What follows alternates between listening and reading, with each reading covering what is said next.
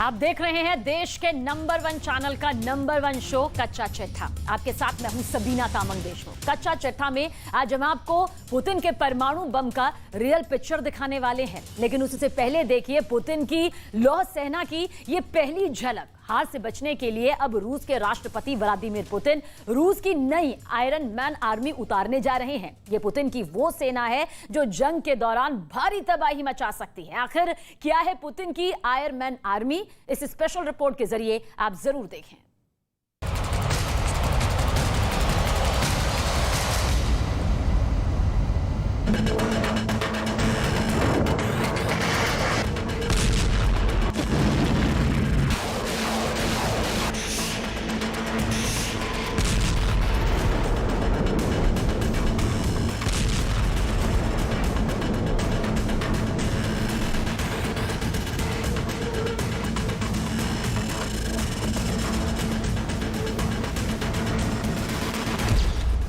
मैदानी जंग में पुतिन का सीक्रेट वेपन।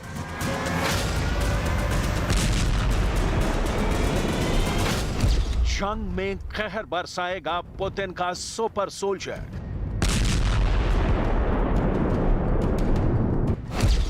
ज़ेलेंस्की को दहलाएगी पुतिन की रोबो आर्मी। यूक्रेन जंग में पुतिन का आयरन मैन।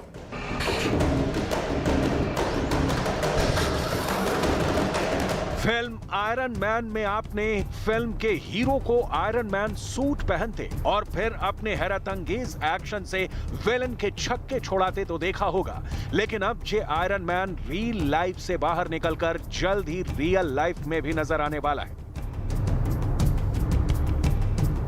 ब्रिटिश अखबार द सन का दावा है कि यूक्रेन जंग में अपने सैनिकों का मनोबल बढ़ाने के लिए रूस जल्द ही जंग में अपनी आयरन मैन आर्मी उतारने वाला है।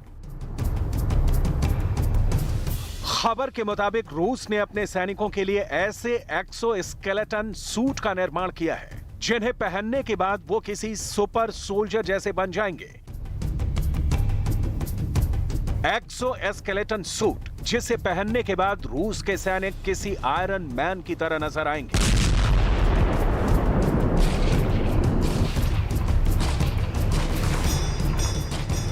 दुनिया को अपनी ताकत का एहसास कराने के लिए नुमाइश पर रखा यही वो एक्सोस्केलेटन सूट है जिसे पहनने के बाद रूस के सैनिक एक रोबोट की तरह नजर आएंगे।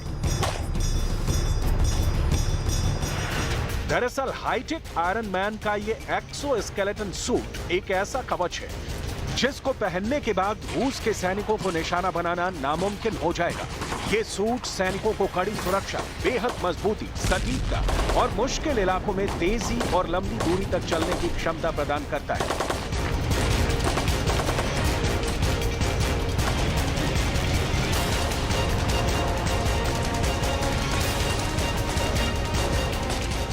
आइए अब आपको बताते हैं कि आखिर ये एक्सोस्केलेटन सूट सैनिकों की क्षमता को बढ़ाने के लिए डिजाइन किया गया है। ये सूट ताकत बढ़ाने के साथ साथ दूरी से भी घातक सटीकता, तेजी, बैटरी पावर और चोटों से बचाव में सक्षम है।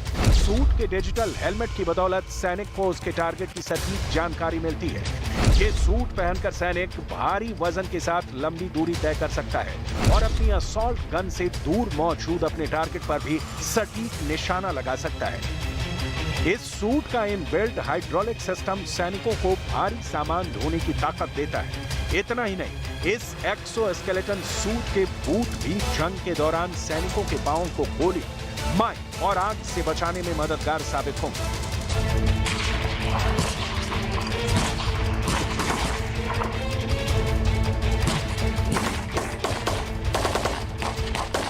द सन में छपी खबर में यह भी दावा किया गया है कि रूस खुफिया तरीके से इन एक्सो सूट पर कई सालों से काम कर रहा है और उसका मकसद इनका इस्तेमाल यूक्रेन युद्ध में करने का है। द सन की खबर के मुताबिक रूसी सेना ने इससे पहले एक्टिव पावर्ड एक्सोस्केलेटन का परीक्षण किया था जो सैनिकों को अद्भुत शक्तियों से लैस करने में सक्षम थे। रूस ऐसे ही एक्सोस्केलेटन सूट का इस्तेमाल सीरिया जंग में भी कर चुका है।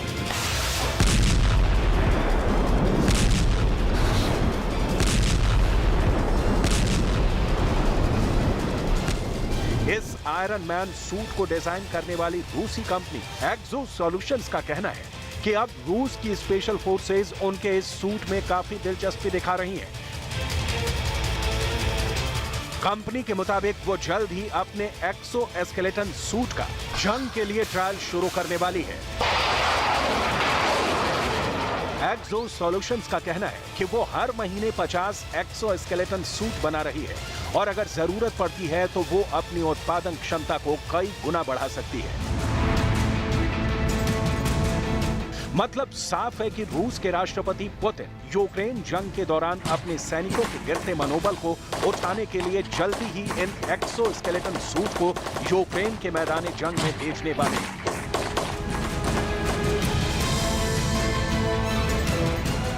रूस के साइंसदानों को इस बात पर भरोसा है कि वो अपनी इस इजाद को साल 2025 तक एकदम परफेक्ट बना लेंगे। दरअसल रूस के साइंसदान इस एक्सो स्केलेटन सूट की खामियों को दूर करने की कोशिश कर रहे हैं। एक्सो सूट में एक सबसे बड़ी कमी यह है कि अगर इसकी बैटरी खत्म हो जाती है तो सैनिक इसके अंदर ही फंस सकता है और मदद मिलने तक आगे बढ़ने में असमर्थ हो जाता है। फिलहाल रूस के वैज्ञानिक इसे और भी ज्यादा मजबूत और तेज बनाना चाहते हैं और उसी पर काम कर रहे हैं। आइए अब आपको एक्सो एस्केलेटन सूट प्रोग्राम के बारे में कुछ बताते हैं। सबसे पहले एक्सो एस्केलेटन सूट को 1890 में एक रूसी इंजीनियर निकोलस याकिन ने डिजाइन किया था। ये एक ही बेसिक एक्सो एस्केलेटन सूट था। 1965 में जनरल इलेक्ट्रॉनिक ने अमेरिका में हॉर्डीमैन को बनाना शुरू किया। हॉर्डीमैन एक बड़ा और पूरे शरीर के लिए एक्सो एस्केलेटन सूट था। अमेरिकी सेना भी एक्सो एस्केलेटन सूट प्रोजेक्ट पर काम शुरू कर चुकी है। 2014 में उसने टॉलॉस यानी tactical assault light operation suit विकसित किया, लेकिन टॉलॉस ज्यादा कामयाब नहीं रहा। DARPA यानी defence advance research projects agency ने वॉरियर वेब नाम से एक बार फिर एक्सो एस्केलेटन सूट प्रोजेक्ट शुरू किया है।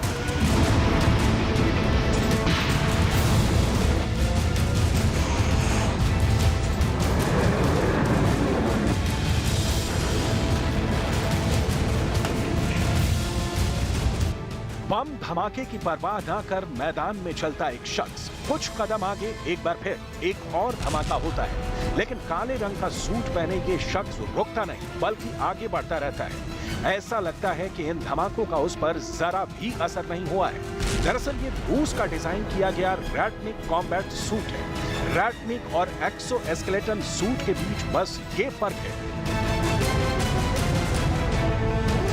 कि जहां एक्सो एस्केलेटन सूट बैटरी से चलते हैं, वहीं रैटनिक कॉम्बैट सूट एक खास तरह का कवच है जिसे चलाने के लिए पावर की जरूरत नहीं पड़ती। रैटनिक कॉम्बैट सूट को central research institute for precision machine building ने विकसित किया है।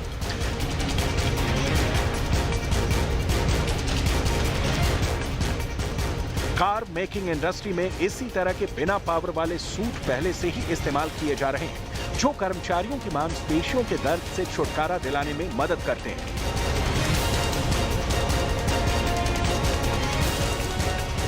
पिछले साल परीक्षणों में रूस के रोस्टेक स्टेट कॉर्पोरेशन ने दावा किया कि आयरन मैन सूट सीरिया में उसके सैन्य अधिकारियों में बहुत प्रभावी साबित हुआ था। रूस की मीडिया स्पुतनिक के मुताबिक एक्सो एस्केलेटन सूट एक सैनिक की क्षमताओं को बढ़ाने के अलावा पूरी यूनिट की युद्ध क्षमता को बढ़ाता है।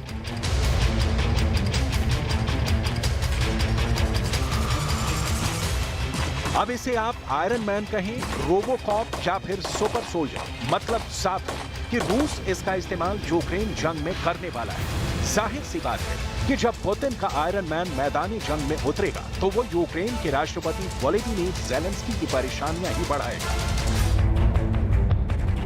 लिहाजा रक्षा विशेषज्ञों का मानना है कि जंग में आयरन मैन की एंट्री से पहले ही यूक्रेन को जल्द ही अपने सैनिकों के लिए एक मजबूत रक्षा कवच ढूंढना होगा।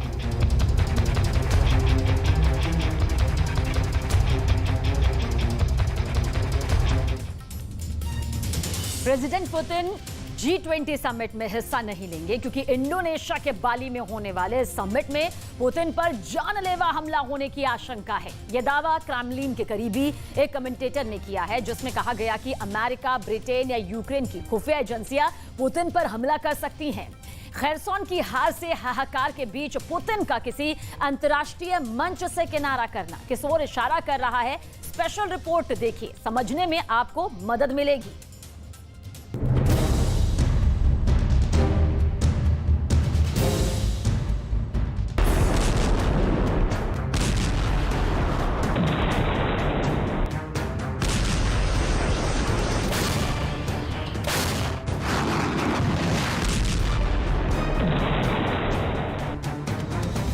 क्रेमलिन के किले में इस वक्त हलचल बहुत तेज है।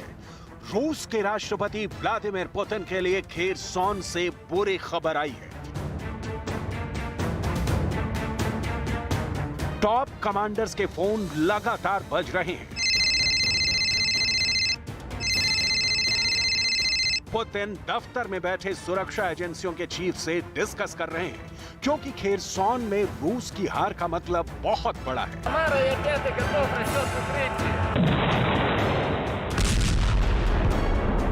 ये जंग में एक तरह से प्रेसिडेंट पुतिन की अब तक की सबसे बड़ी हार है।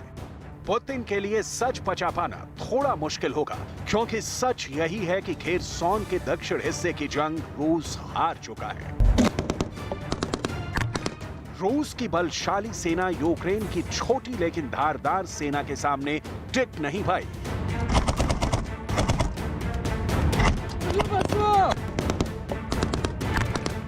खेरसॉन का यह इलाका क्राइमिया का गेटवे है, वही क्राइमिया जहां पहुंचने वाले कर्च ब्रिज को यूक्रेन ने उड़ा दिया। अब ये तस्वीर देखिए, रूस की सेना पीछे हट रही है और पुल उड़ाती जा रही है ताकि यूक्रेन की सेना को उनका पीछा करने में मुश्किल आए। रूस की ताकत, रूस की प्रतिष्ठा, रूस के कूटनीतिक योगदान की चर्चा दुनिया भर में है। ऐसे में खेरसॉन में रूस का पीछे हटना पुतिन के लिए बहुत बड़ा धक्का है। लेकिन क्यों, इसे ऐसे समझने की जरूरत है।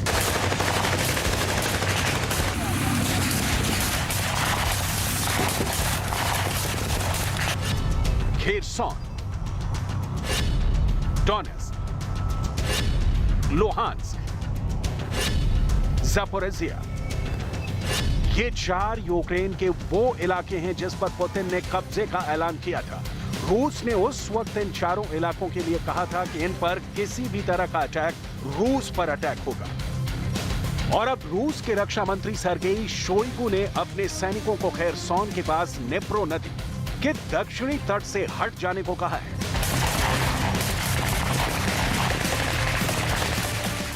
И прилегающие населенные пункты не могут полноценно снабжаться и функционировать. Жизни людей из-за обстрелов постоянно подвергаются опасности. Противник ведет неизбирательную стрельбу по городу, возможно применение запрещенных методов ведения боевых действий. Администрация области принято решение эвакуировать население с правобережной части Днепра, Крым и другие регионы по этой причине. पुतिन के फैसले की टाइमलाइन देखिए। सितंबर में पुतिन ने खेरसॉन में जनमत संग्रह करवाया था। उस वक्त पुतिन ने नाटो और अमेरिका को डायरेक्ट मैसेज दिया था कि वो यूक्रेन को हथियार सप्लाई करना बंद करें। इसके बाद पुतिन ने फ्रांस के प्रेसिडेंट मैक्रो को फोन कर यूक्रेन पर परमाणु बम गिराने की धमकी दी थी। पुतिन का ये बयान उस बयान के बाद आया था जिसमें उन्होंने कहा था कि यूक्रेन पर परमाणु बम गिराने की जरूरत नहीं है। इस बीच सितंबर टू नवंबर सिर्फ 2 महीने में ही प्रेसिडेंट पुतिन को अपनी सेना को खेरसॉन छोड़ने का ऑर्डर देना पड़ा है। 9 महीने से जारी यूक्रेन के साथ इस जंग में रूस के लिए यह बड़ा झटका है और शायद अब तक की सबसे बड़ी हार। खेरसॉन में क्या है, इसकी डिटेल आपको दिखाएं, उससे पहले 2 बातें समझनी बहुत जरूरी है। क्योंकि युद्ध जब जारी रहता है तो क्रिकेट मैच की आखिरी गेंद तक उसमें सस्पेंस बना होता है। यूक्रेन के मोर्चे पर हारते पुतिन को खेरसॉन हार से नापे जाने की भूल कतई नहीं करनी चाहिए। हाँ, ये जानना बहुत जरूरी है कि प्रेसिडेंट पुतिन को क्या हुआ कि अपनी सेना को वापस बुलाना पड़ा है। क्या ये पुतिन की रणनीति है या फिर मजबूरी? युद्ध में कमबैक करने की जो बात चल रही थी, रूस की उस प्लानिंग पर यह बहुत बड़ा सवालिया निशान है कि खेरसॉन उसके हाथ से निकल गया। यहां तक कि साफ शब्दों में कबूल करना पड़ा कि यूक्रेन की सेना के सामने हमारी सेना कमजोर पड़ रही है, लिहाजा रूस की फौज को खेरसॉन छोड़ने का ऑर्डर देना पड़ा है। यह ऑर्डर उस वक्त देना पड़ा जब पुतिन के नए नियुक्त खेरसॉन इलाके के डिप्टी हेड की कार क्रैश में मौत हुई थी। Я хочу зараз ще раз і окремо попередити кожного в Москві, хто приймає відповідні рішення. Будь-яка ваша спроба підірвати Каховську ГЕС і затопити нашу територію та зневоднити Запорізьку атомну станцію означатиме оголошення вами війни всьому світу. Подумайте, що з вами тоді буде. रूस को युद्ध में जख्म पर जख्म मिल रहे हैं, एक हार के बाद दूसरी हार। पुतिन की सारी स्ट्रैटेजी कागजी साबित हो रही है। वर्षों के तजुर्बेकार योद्धा पुतिन यूक्रेन फ्रंट पर बुरी तरह फंसते दिख रहे हैं। हमने खेरसॉन से वापसी के प्लान को समझने के लिए 5 कारणों पर फोकस किया। इन 5 कारणों में ही छुपी है वो वजह जिसके कारण पुतिन को खेरसॉन से बैक होने का ऑर्डर निकालना पड़ा। पहली वजह जिसकी आशंका जताई जा रही है वो ये सवाल है कि क्या रूस की सेना कमजोर पड़ रही है। तो ये आप जान चुके हैं कि खेरसॉन छोड़ते वक्त रूस ने ये मान लिया कि वो खेरसॉन में कमजोर पड़ गए हैं। यूक्रेन जंग के कमांडर जनरल सर्गेई सुरोविकिन ने रक्षा मंत्री सर्गेई शोइगु को बताया कि अब खेरसॉन में सप्लाई कर पाना संभव नहीं है, इसलिए वहां से सैनिकों को हटा लेना चाहिए। अब आते हैं दूसरे सवाल पर, रूस के सैनिकों के लगातार मारे जाने का। अमेरिकी सेना के जनरल मार्क मिली ने अनुमान लगाया है कि इस जंग में अब तक रूस के 1 लाख से ज्यादा सैनिक या तो मारे गए हैं या फिर बुरी तरह घायल हो चुके हैं। प्रेसिडेंट ज़ेलेंस्की का दावा है कि उनकी सेना ने सिर्फ 24 घंटे में 1000 रूस के सैनिकों को मौत की नींद सुला दिया। ज़ेलेंस्की दावा करते हैं कि अब तक 77,000 से ज्यादा रूस के सैनिक यूक्रेन में मारे गए हैं। तीसरे सवाल पर आते हैं, क्या पश्चिमी मीडिया में छप रही इन खबरों की कुछ सच्चाई है कि रूस की सेना में विद्रोह का माहौल है। डोनेस्क में मोर्चा संभाल रही रूसी नौसेना के सैनिकों ने एक खुला पत्र लिखा है। इस पत्र में सैनिकों ने लिखा था कि हमारे हथियार खत्म होते जा रहे हैं, लेकिन रूसी अधिकारी इस बात को छिपा रहे हैं। युद्ध की शुरुआत में उसके बाद 3 लाख सैनिकों को यूक्रेन भेजे जाने के आदेश के बाद कुछ विरोध की बातें सुर्खियां बनी थी, लेकिन रूस की सेना में विद्रोह का कहीं कोई मजबूत चिन्ह नहीं दिखता। पुतिन की सेना लड़ रही है।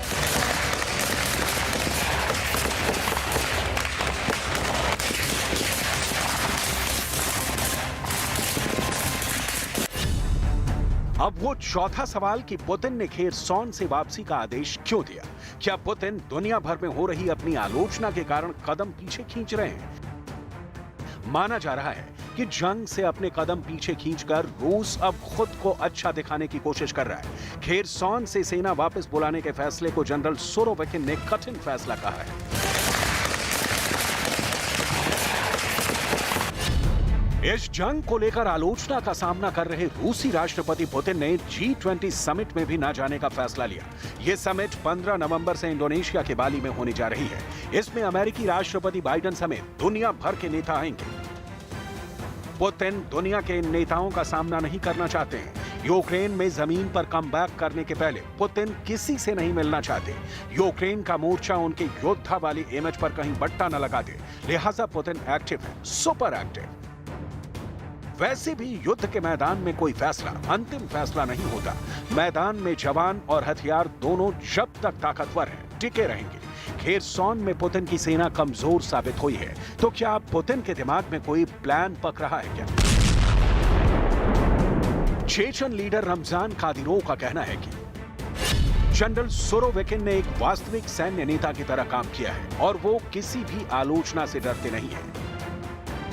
कादिरोव यूक्रेन में डर के सबब का नाम है। कादिरोव मतलब खून की नदियां। इस वक्त रूस की सेना के जनरल भी अपने सीरियाई युद्ध के लिए बहुत नाम कमा चुके हैं। सीरिया वॉर में क्रूरता वाले जनरल के तौर पर जाने जाते हैं रूस के नए जनरल सुरोविकिन। जनरल सुरोविकिन को मिस्टर तबाही भी कहा जाता है। यूक्रेन के साथ जंग में सेना वापस बुलाने के जनरल सुरोविकिन का फैसला हैरान कर रहा है।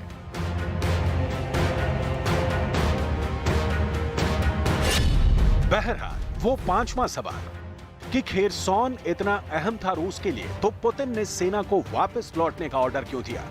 प्रेसिडेंट पुतिन की ये कोई रणनीति तो नहीं? जनरल सुरोविकिन का कहना है कि हमें अपने सैनिकों को बचाने की जरूरत है और उन्हें वहां से हटाकर दूसरे मोर्चों पर लगाया जा सकता है। हमें अभी तक इस बात के कोई संकेत नहीं मिले हैं कि रूस बिना किसी लड़ाई के खेरसॉन छोड़ रहा है। खेरसॉन की जीत ने पुतिन को यूक्रेन में बढ़ने का रास्ता दिया।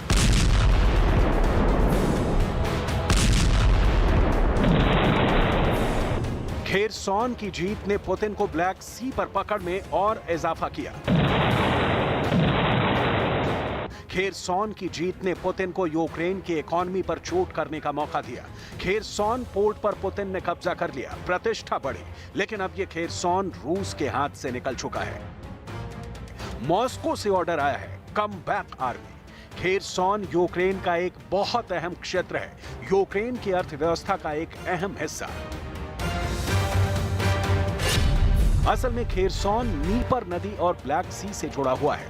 यह इलाका जहाजों के निर्माण में आगे है। यहां पर लगभग 3 लाख लोग रहते हैं। मशीन इंजीनियरिंग से लेकर केमिकल प्रोडक्शन और छोटे उद्योग यहां की अर्थव्यवस्था को मजबूती देते हैं। खेरसॉन में मॉस्की बंदरगाह है, जहां से सालाना करोड़ों डॉलर का कारोबार होता है। शिक्षा के लिहाज से भी खेरसॉन काफी अहम इलाका है। यहां पर हायर एजुकेशन मुहैया कराने वाले दर्जनों संस्थान हैं। खेरसॉन की बैटल पुतिन हार चुके हैं। अब आगे क्या? यूक्रेन के तबाही वाले इलाके भी एक एक कर पुतिन हारते जाएंगे या पुतिन सही वक्त का इंतजार कर रहे हैं, उस बाज की मानिंद जो घंटों अपने शिकार की प्रतीक्षा करता है पूरे धैर्य के साथ, उसी तरह पुतिन भी प्रतीक्षा कर रहे हैं सही वक्त का। अब देखना यह है कि पुतिन का सही वक्त कब आता है, क्योंकि फिलहाल तो यूक्रेन के मोर्चे पर रूस और पुतिन के लिए बुरी खबरें ही आ रही हैं।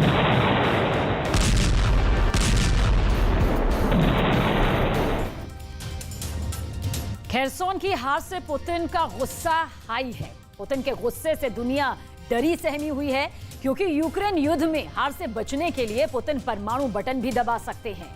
रूस का न्यूक्लियर डॉक्ट्रिन को कितने खौफ में ला दिया है, इस स्पेशल रिपोर्ट में देखिए।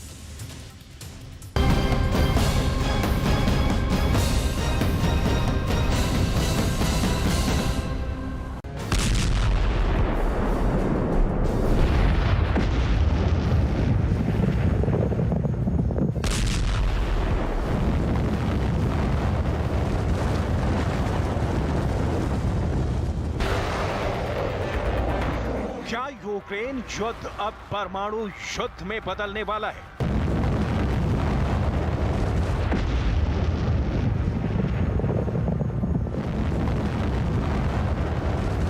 क्या रूस और नाटो की बरसों पुरानी जंग अब परमाणु युद्ध की वजह बनने वाली है?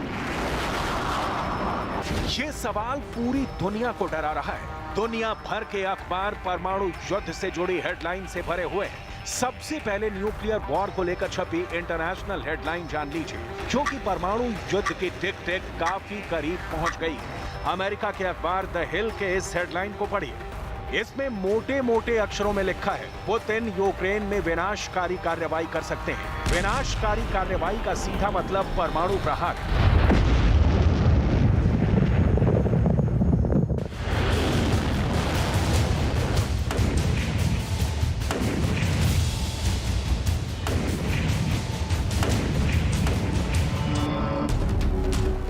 अब तक जिस परमाणु युद्ध की आशंका जाहिर की जा रही थी, वो सिर्फ ख्याली नहीं है, क्योंकि रूस के विदेश मंत्रालय की वेबसाइट पर 345 शब्दों का बयान जारी करके अपने परमाणु सिद्धांत की पुष्टि की है। लिखा गया है कि रूस के अस्तित्व पर खतरा आया तो परमाणु बम इस्तेमाल नहीं होगा, इसकी कोई गारंटी नहीं दी जा सकती।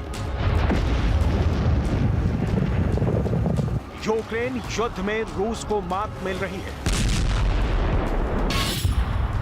खार्किव पहले ही रूस के हाथ से निकल चुका है। रूस की सेना इज्यूम से पीछे हट चुकी है। अब दक्षिण में खेरसोन को भी खाली करना पड़ा है। इस हार से पुतिन का मूड खराब बताया जा रहा है। उनका गुस्सा रूस के जनरलों पर उतर रहा है। ऐसे में दुनिया डरी हुई है कि हार को जीत में बदलने के लिए पुतिन परमाणु हमले का फैसला ले सकते हैं। पुतिन ने ऐसा इशारा फ्रांस के राष्ट्रपति इमैनुअल मैक्रों के साथ बातचीत के दौरान हिरोशिमा और नागासाकी का नाम लेकर कर चुके हैं। पुतिन ने कहा, दूसरा विश्व युद्ध मिसाल है। युद्ध को जीतने के लिए आपको किसी अहम शहर पर हमला करने की जरूरत नहीं। जंग को किसी भी शहर पर परमाणु बम गिराकर किया जा सकता है। अब तक परमाणु बम का इस्तेमाल सिर्फ एक बार दूसरे विश्व युद्ध के दौरान जापान के खिलाफ हुआ था। हिरोशिमा और नागासाकी पर परमाणु हमलों के बाद जापान घुटनों पर आ गया था और दूसरा विश्व युद्ध खत्म हो गया था। अब यह आशंका पैदा हुई है कि 76 साल बाद पुतिन बड़े नहीं, अपने छोटे परमाणु बम का इस्तेमाल कर यूक्रेन को दहला सकते हैं।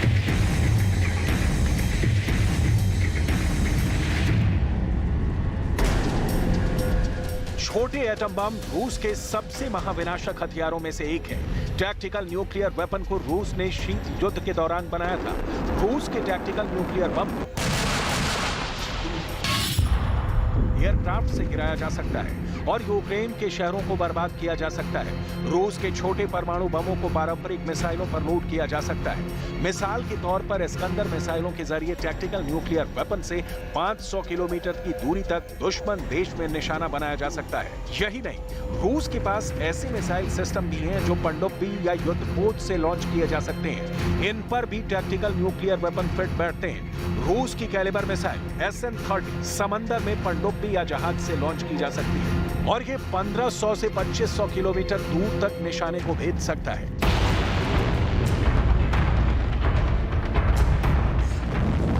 ऐसे में बड़ा सवाल है, क्या रूस न्यूक्लियर बम फोड़ने वाला दूसरा देश बनने वाला है? क्या यूक्रेन में पुतिन के परमाणु प्रहार से हाहाकार मचने वाला है? सवाल है, यूक्रेन का कौन सा शहर दूसरा हिरोशिमा बनने वाला है?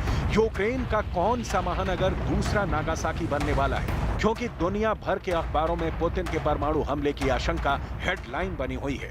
मिसाल के तौर पर इस हेडलाइन को पढ़ें। लिखा है, रूस पुतिन के परमाणु युद्ध के खतरे को फिर से डायल करना चाहता है। द इकोनॉमिस्ट की हेडलाइन है, रूस के परमाणु हमले का पता कैसे लगेगा?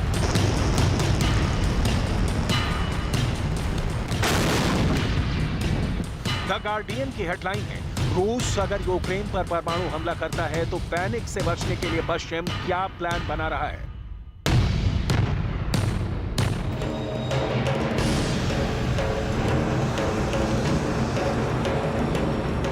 न्यूयॉर्क टाइम्स की एक रिपोर्ट के मुताबिक दुनिया के मशहूर युद्ध विश्लेषकों का मानना है कि पुतिन की सेना किसी भी पारंपरिक युद्ध को कैसे परमाणु युद्ध में बदलना है, इसकी पूरी तैयारी कर चुकी है।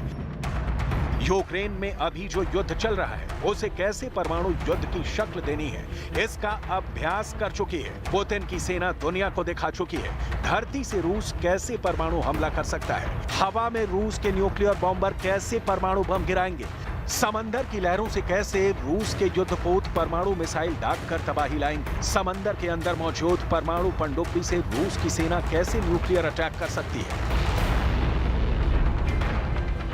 पुतिन के शस्त्रागार में ऐसी मिसाइलें हैं जिनका टारगेट यूक्रेन, यूरोप या रूस ही नहीं, दुनिया की तबाही तक पहुंच सकता है। इसीलिए पुतिन की महाशक्तिशाली परमाणु मिसाइल से पूरी दुनिया टेंशन में है।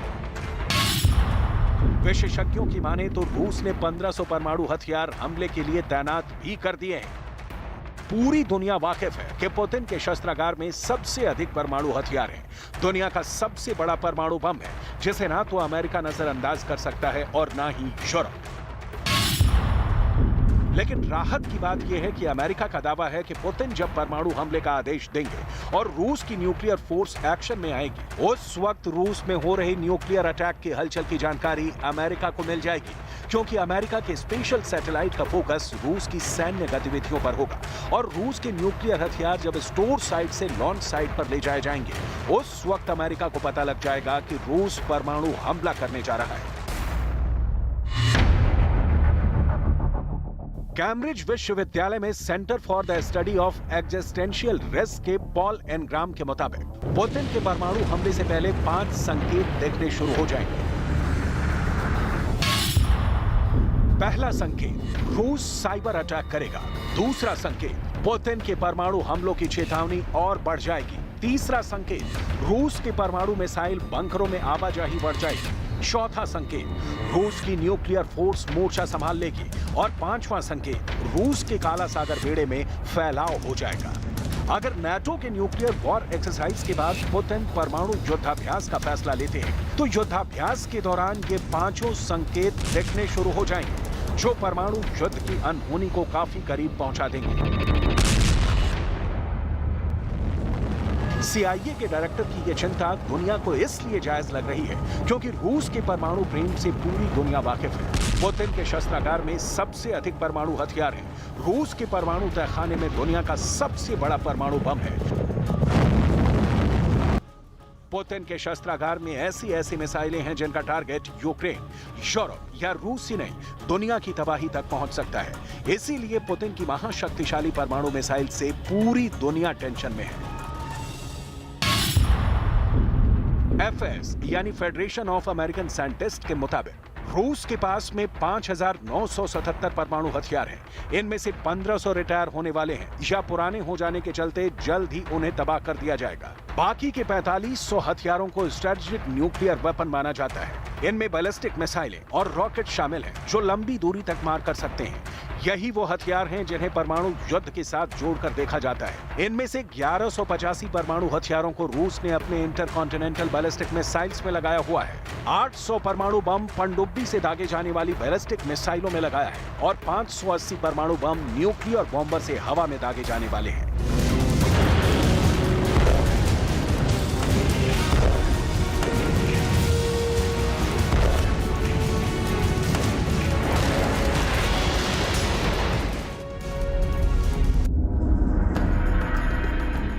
यही वजह है कि अब अमेरिका आगे बढ़कर रूस से परमाणु हमले की आशंका पर बातचीत कर रहा है। बाइडेन प्रशासन रोज परमाणु खतरे पर मीटिंग कर रहा है क्योंकि ये सच पूरी दुनिया को पता है कि रूस के पास दुनिया का सबसे बड़ा हाइड्रोजन बम है।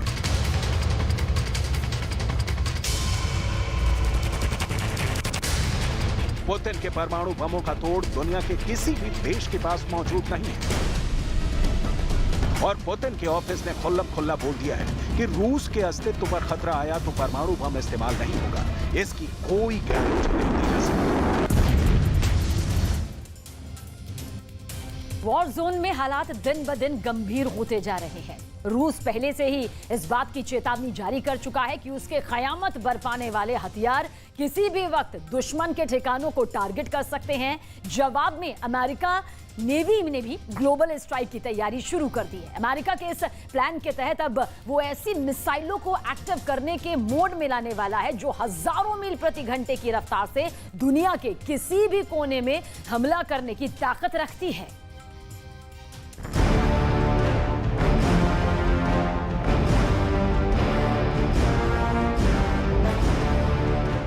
महासंग्राम को तैयार अमेरिका, दुश्मन को तबाह करने की तैयारी। अमेरिकी नौसेना का सबसे बड़ा परीक्षण, समंदर के रास्ते बड़े टारगेट का प्लान।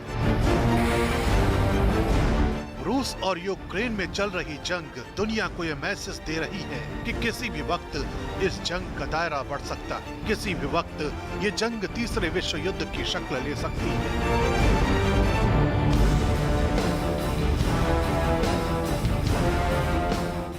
क्योंकि यूक्रेन के पलटवार से तिलमिलाए पुतिन अब अपनी वॉर फैक्ट्री के उस हथियार को एक्टिव करने जा रहे हैं जिसे पुतिन की सेना में कयामत के हथियार का दर्जा हासिल है।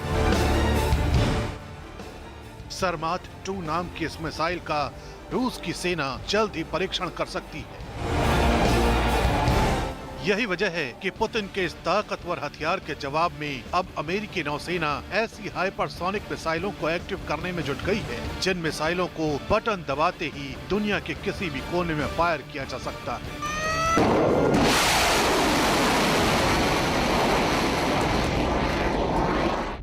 पुतिन ने जब से सर्वनाश की धमकी दी है तब से अमेरिकी सेना उन विध्वंसक हथियारों के परीक्षण में जुट गई है जिन्हें अभी तक दुनिया के सामने नहीं लाया गया था।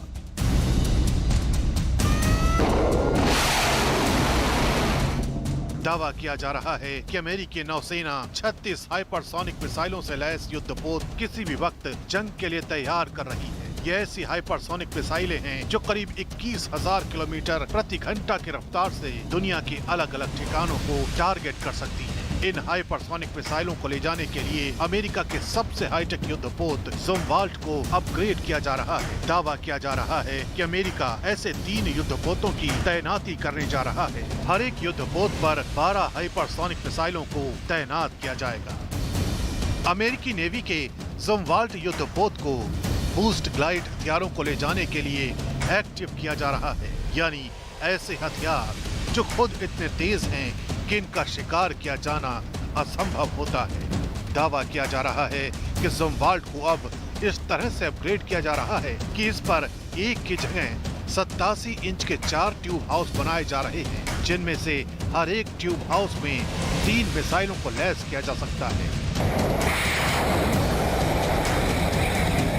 यूएस नेवी के प्लान के मुताबिक ज़ुमवाल्ट से दागी जाने वाली हाइपरसोनिक मिसाइलें 3 मील प्रति सेकंड की रफ्तार से हमला कर सकती हैं। इतना ही नहीं, ये अपने टारगेट के आसपास 6 इंच की सटीकता से हमला करने की ताकत रखती हैं। बताया जा रहा है कि घातक स्ट्रेटेजिक वेपन की तैनाती का ये प्लान 2025 तक पूरा हो जाएगा और समंदर में अमेरिका को यह तैयारी इसलिए करनी पड़ रही है क्योंकि जिस तरह से चीन और रूस की सेनाएं बार बार अपने घातक हथियारों की नुमाइश कर रही हैं, वो अमेरिका जैसी महाशक्ति के लिए भी किसी चुनौती से कम नहीं है। यही वजह है कि यूएस आर्मी जल, थल और वायु में अपनी ताकत को और मजबूत करने में जुटी है।